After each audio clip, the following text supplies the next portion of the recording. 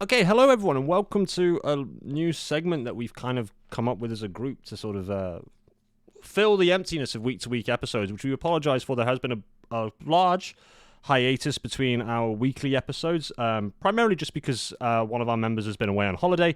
So when they come back, we will be back to our regular scheduled weekly episode stuff for you, with a lot of fun things coming that we've been planning and talking about. But one of the things we were talking about to kind of fill the void was a sort of news kind of episode thing as it happens. So welcome everyone, as you've read in the title below, to Monday Night-ish news, where I, or myself and Wibbles, or well, Adrian, myself and Danich, or all three of us, or just one of us, will be going over, for Monday night anyway, we'll be going over what happened on Raw this week. So this way we're not filling up a lot of our podcast episode itself with reviewing what has happened throughout the entire week. We can just have these small little segments, 15 to 20 minute videos, and podcast episodes where you can just quickly catch up yourselves if you're interested in what's happening and the kind of the main big events.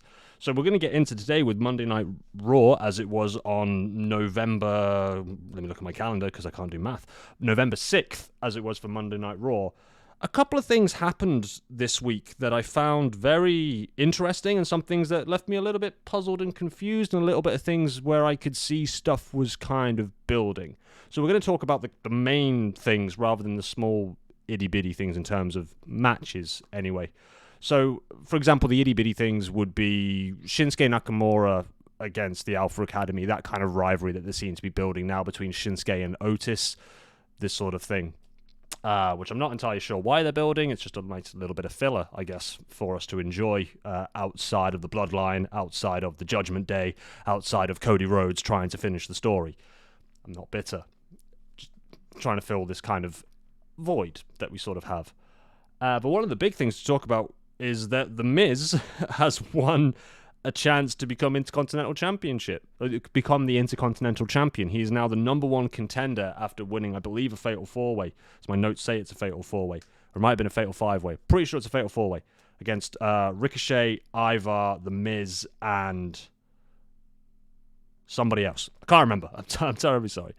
Anyway, the fact is that he has become the number one contender for the Intercontinental Championship, which is incredible in itself because it's so good to see The Miz get a resurgence. I think The Miz is still so underrated as a wrestling performer. I think he holds his space as a guy who talks, holds his space on the mic, holds his space on Miz TV. It's 10 times better than the Grayson Waller effect. Sorry, it is. They proved it at Crown Jewel in the weirdest way. I wasn't expecting it, but I guess that's another rivalry that they're trying to build between Grayson Waller and The Miz. Of rivaling chat shows. It's Jimmy Fallon against fucking, I don't know, I guess it would have been James Corden, but Jimmy Fallon versus Larry King. It's just weird that that's the sort of the angle they're going with of rivaling shows, or maybe it was just a spot for Crown Jewel. We don't really take Crown Jewel seriously. But he is the number one contender, and we did an actual, if you want to go check out the channel below and subscribe and see the podcast episodes we did. In our first podcast episode, we did a Mount Rushmore of Intercontinental Champions, and The Miz actually made my list. I think The Miz was a phenomenal Intercontinental Champion, and it is so good to see him getting this resurgence and going after the Intercontinental Championships. Do I think he's going to win? He's going against Gunther. Is Gunther the kind of guy who has broken the streak of the Intercontinental Champion, title reign? Is he going to drop it to The Miz? Logically, I would say no. But also thinking about it, we're building into Survivor Series, and then we're into December, and I'm not sure if we have a pay-per-view in December, but then January we've got the Royal Rumble. And then after the Royal Rumble, we've got Elimination Chambers coming up. That's what I think. That's either after the Rumble or it's before the Rumble. I think it's before. I think it's after Survivor Series. We have Elimination Chamber coming up. He might drop it there so that he can go on to the Rumble, so they can build this Gunther versus Roman Reigns thing that they're trying to build up to. So I don't think he's going to drop it at Survivor Series to The Miz, but it's going to be fun to watch. The Miz is fantastic, and Gunther's incredible, and the two of them going at it is going to be a sort of a David and Goliath of this old dog going against the new breed. I think it's going to be very, very good. The next thing I suppose to talk about is that we have a challenger for Rhea Ripley, the number one contender, in Zoe Stark. Zoe Stark won a battle royal to become number one contender. I was surprised by this because I thought we were building Shayna Baszler to kind of go after Rhea Ripley, which it may still be. We may still go that far. It may be that Shayna Baszler wins the Women's Royal Rumble and then becomes the number one contender at WrestleMania to go against Rhea Ripley. Doesn't mean she beats her, but they build to that. They build to that excitement. So I think Zoe Stark is definitely a fall guy here. I think it's just to try and put a little bit of pressure on Rhea and show that people are coming for her. She managed to defend herself against Zoe Stark and 3 other superstars at Crown Jewel.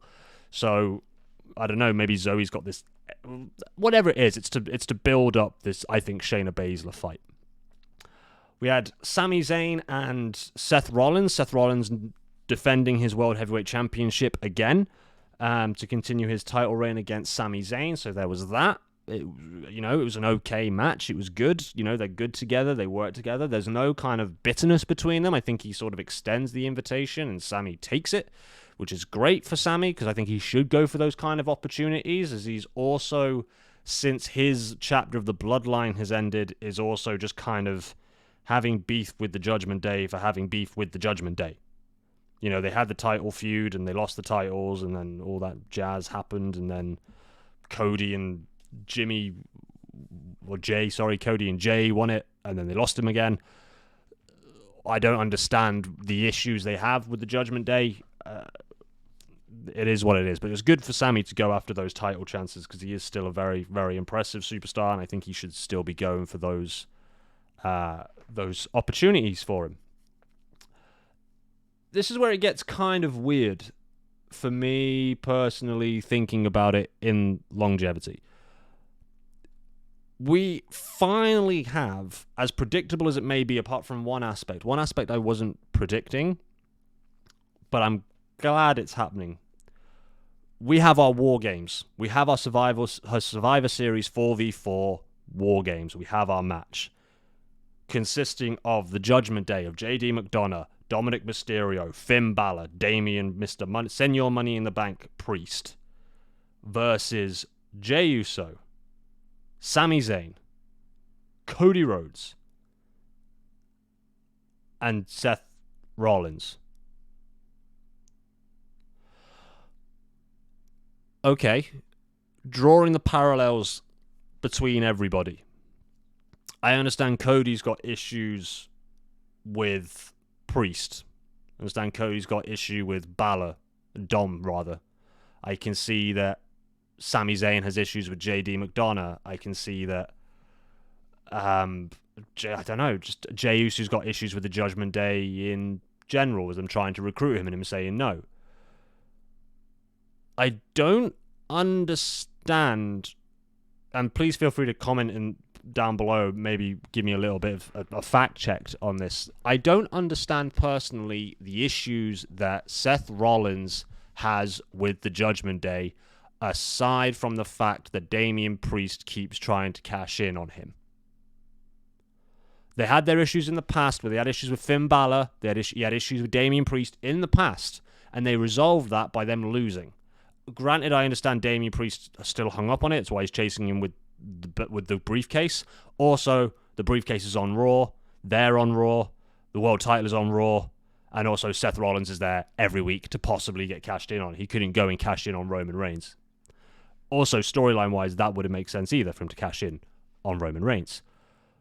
So why... This is just me getting excited now. This is my prediction, I guess, for Survivor Series. Because I don't understand why Seth Rollins has issues with Damian Priest constantly trying to cash in on him, considering when Seth Rollins won the title, his whole shtick with the title is he will defend this every week, he will hold it every week, he will bring it to a new level, which he has done. He's done wonders for this World Heavyweight title. He will defend it for anyone that wants to come and take it, and he has done. He's defended it against Sami Zayn this week. He defended it against Shinsuke Nakamura. At Crown Jewel, he defended it against... oh my god, my brain's gone blank. Either way, he's defended it. How do I not remember his match? Was it Damian Priest? No, because Damian Priest comes in and tries to cash in. Who was he fighting? Who was Seth Rollins fighting at Crown Jewel? God, it was so bad of a pay-per-view, I can't remember.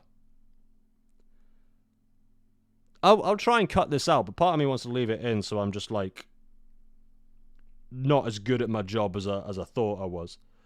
Crown Jewel, Seth.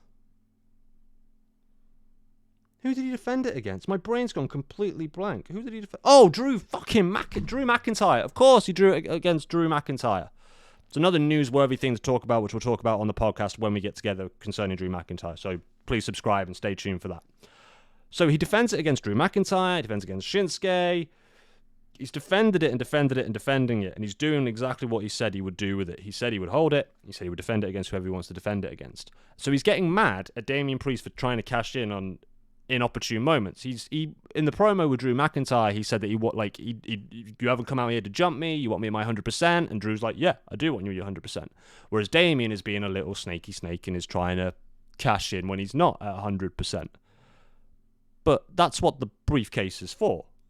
That, like, why you get Seth did it. Like, Seth can't hold himself at a higher power when he is quoted as the best cash-in in the history of WWE with the heist of the century. A lot of people's number one cash-ins is the heist of the century against Brock Lesnar and Roman Reigns.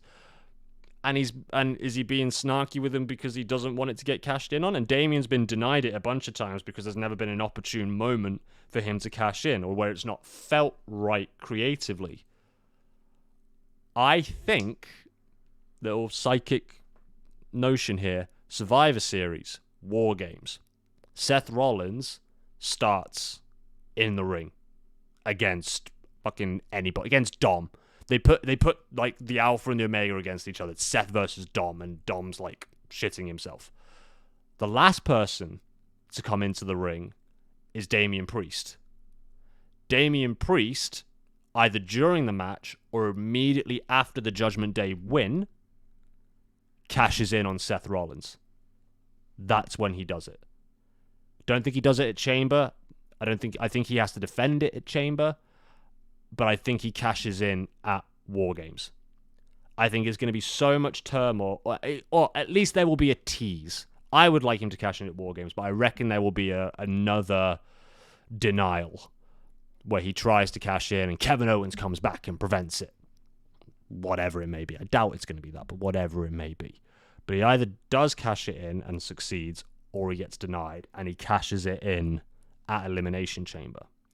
Or, just thought about it now, cashes it in, failed cash in, has to enter the Elimination Chamber where he beats Rollins. Because I think the Judgment Day owning all the gold has to happen, so it collapses and they all fall out with each other, and the Judgment Day starts with Rhea losing it at WrestleMania. I don't think she will. She's too good. She's too popular. And then the Judgment Day just falling apart. But they won't do that because they need two strong factions in this industry in order for people to have beef with. That's why we've got the Bloodline. That's why we've got the Judgment Day. So SmackDown have people to mess with, and Raw have people to mess with and be messed with by. I think it's so dull and it's so boring at the moment that we need something spicy, something to happen. So in terms of Monday Night news, for Monday Night-ish news for Raw, that's kind of the big basis of it, really. And I'm really interested to see down below what you guys think is going to happen at Survivor Series, what you think is going to happen at War Games. Is Zoe Stark going to beat Rhea Ripley? No. I think Rhea Ripley is going to build her up, but is ultimately going to crush her. So, also the last person to get eliminated in that ring was Shayna Baszler. So do they do a cheap Shayna Baszler comes in to build heat and prevents Zoe from winning because she thinks the belt is rightfully hers, even though they haven't really done any beef promoing between Shayna and Rhea, which they should do if they're trying to build that, which I think would be great, those two going at it. And then what's going to happen with the World Heavyweight title? Is it going to be cashed in at Survivor Series? We know it's not going to be defended at Survivor Series if Seth Rollins is in War Games. So that's already off the table. And then we've got The Miz versus Gunter. Is Io Sky going to defend it? What's going to happen between Bayley and Kairi Sane because of Crown Jewel? What's this all going to be building to? But that's for Friday Night SmackDown, where we'll find out what happens there. So, yeah, I'm just interested to see what you guys are thinking down below. I hope this has been kind of consistent, and I feel like I've blabbed and blagged a little bit and jumped from point to point. I'll try and formulate a structure of this as the weeks goes on. It's the first episode, cut me a break. But I hope that this kind of gives you a little snippet as to everything that has sort of happened this week and where it may possibly go in the future. And I love this kind of interaction, so please get involved. The socials are up above if you want to at us or you want to follow the DTA podcast as well, which is on Twitter. Just get involved and have a chat with us, and maybe we'll get back and reflect on the things that we've thought about. We're hoping for another actual podcast episode. This will be podcast episode 4.5 maybe, or 3.5 to get released on Sunday. Fingers crossed, we're hopefully able to do that. Either way, I will be back. There'll be another one of these either Saturday or Sunday for Friday Night SmackDown with all the news that's going on there. And don't forget, guys, to like, comment, subscribe, all that stuff down below. And also don't forget to check us out on Spotify and all that for the actual podcast episodes. That'll be really, really grand. So thank you guys ever so much. And we will see you all very, very soon. Thank you.